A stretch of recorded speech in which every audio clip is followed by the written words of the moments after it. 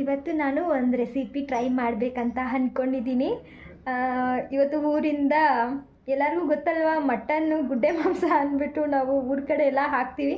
ಅಂದರೆ ನಮ್ಮದೇ ಮರಿನ ಇವತ್ತು ಕಟ್ ಮಾಡಿದ್ವಿ ಊರಲ್ಲಿ. ಅದರಲ್ಲಿ ಎಲ್ಲರಿಗೂ ಪಾಲು ಹಾಕ್ತಾರಲ್ವ, ಎಲ್ಲರಿಗೂ ಇಷ್ಟಿಷ್ಟು ಕೆ ಜಿ ಅಂತ ಹಾಕಿ ಸೇಲ್ ಮಾಡ್ತಾರಲ್ವ, ಆ ಥರ ಊರಿಂದನೇ ಮಟನ್ನ ಕಳಿಸ್ಕೊಟ್ಟಿದ್ದಾರೆ.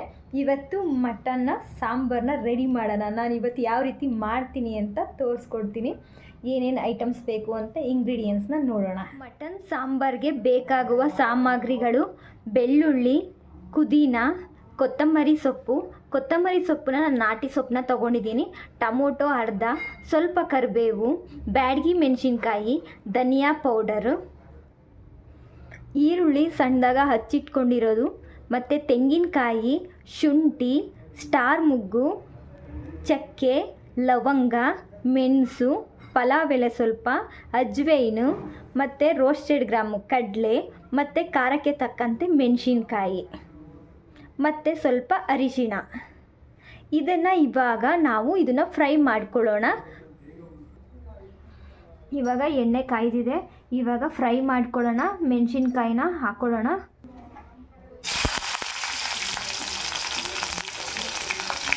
ಎಲ್ಲ ಇಂಗ್ರೀಡಿಯೆಂಟ್ಸನ್ನು ಒಂದೊಂದಾಗಿ ಆ್ಯಡ್ ಮಾಡಿಕೊಂಡು ಕ್ಲೀನಾಗಿ ಫ್ರೈ ಮಾಡ್ಕೊಳ್ಳೋಣ.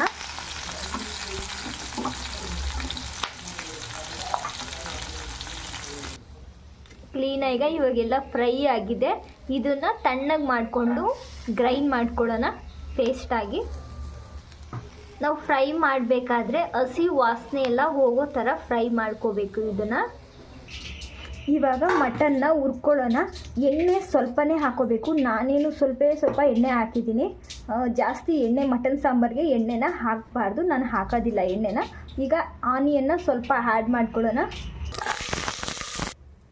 ಈಗ ಮಟನ್ನ ಕೂಡ ಉಪ್ಪಲ್ಲಿ ಹುರ್ಕೊಳ್ಳೋಣ. ಈಗ ಆನಿಯನ್ ಇವಾಗ ಚೆನ್ನಾಗಿ ಫ್ರೈ ಆಗಿದೆ. ಮಟನ್ನ ಈಗ ಆ್ಯಡ್ ಮಾಡ್ಕೊಳ್ಳೋಣ. ಇವಾಗ ರುಚಿಗೆ ತಕ್ಕಷ್ಟು ಉಪ್ಪನ್ನ ಆ್ಯಡ್ ಮಾಡ್ಕೊಳ್ಳೋಣ. ಇವಾಗ ಇದನ್ನು ಚೆನ್ನಾಗಿ ಬೇಯಿಸ್ಕೋಬೇಕು. 3 ವಿಸಿಲ್ನ ಹೊಡೆಸ್ಕೊಳ್ಬೇಕು. ಮಟನ್ ಈಗ ತುಂಬ ಚೆನ್ನಾಗಿ ಬೆಂದಿದೆ. ಈಗ ಮಸಾಲೆನ ಆ್ಯಡ್ ಮಾಡ್ಕೊಳ್ಳೋಣ.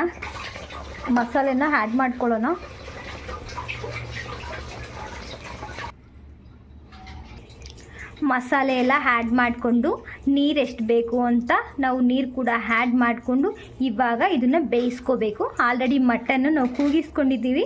ಮಸಾಲೆ ಬೇಯಿಸ್ಕೊಂಡ್ರೆ ಸಾಕು, ಸಾಂಬಾರು ರೆಡಿ ಆಗಿರುತ್ತೆ. ಇವಾಗ ಚೆನ್ನಾಗಿ ಮಟನ್ ಎಲ್ಲ ಬಂದಿದೆ. ಇವಾಗ ಅಂದರೆ ಇದೇನು ದೃಷ್ಟಿ ತೆಗಿಯೋದೇನೋ ಮಾಡ್ತಾರಲ್ವ, ಅದು ಯಾರಿಗೂ ಹೊಟ್ಟೆ ನೋವು ಬರಬಾರ್ದು ಅಂತ ಇವಾಗ ಸರ್ವ್ ಮಾಡ್ಕೊಳ್ಳೋಣ.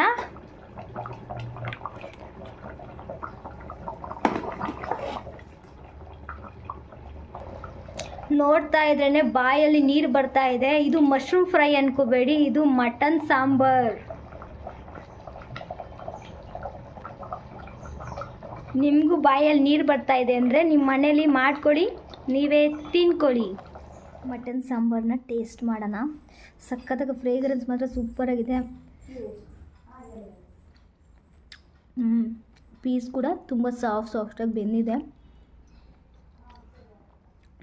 ಸಾಂಬಾರಲ್ಲಿ ಡಿಪ್ ಮಾಡಿ ತಿಂತಾಯಿದ್ರೆ ಸ್ವರ್ಗಕ್ಕೆ 3 ಗೇಣು. ಮತ್ತು ಸಾಂಬಾರನ್ನ ತುಂಬ ಬಿಸಿ ಇದ್ದಾಗ ಕುಡಿಬೇಕು. ನಮಗೆ ಕಫ ಇದ್ದರೆ, ಶೀತ ಆ ಥರ ಎಲ್ಲ ಇತ್ತಂದರೆ ಹೋಗುತ್ತೆ.